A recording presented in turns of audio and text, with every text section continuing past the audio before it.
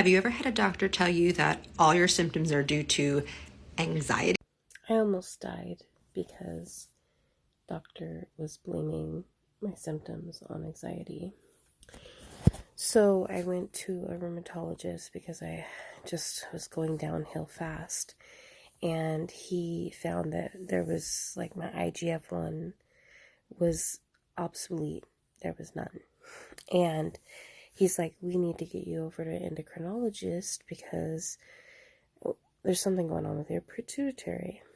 Well, I got there and his name was Dr. Chapin, I believe.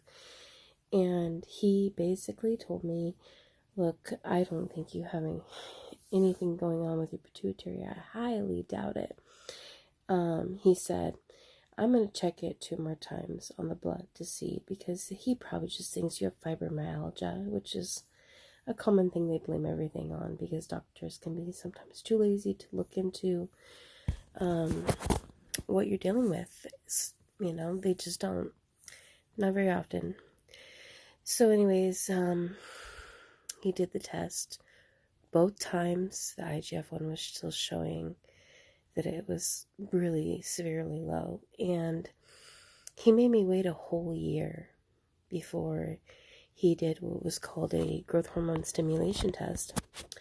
Turns out my growth hormone was 0. None.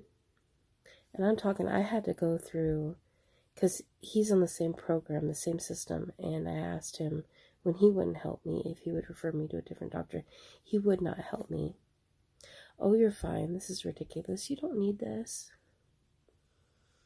Turns out not only did my growth hormone be at a 0, but I have what's called a pituitary tumor, and I also have a pituitary tumor in my hypothalamus, behind my pituitary, and thickening of my hypothalamus, and also pituitary dysfunction. I have adult growth hormone deficiency, and this doctor put me through hell before anything ever happened.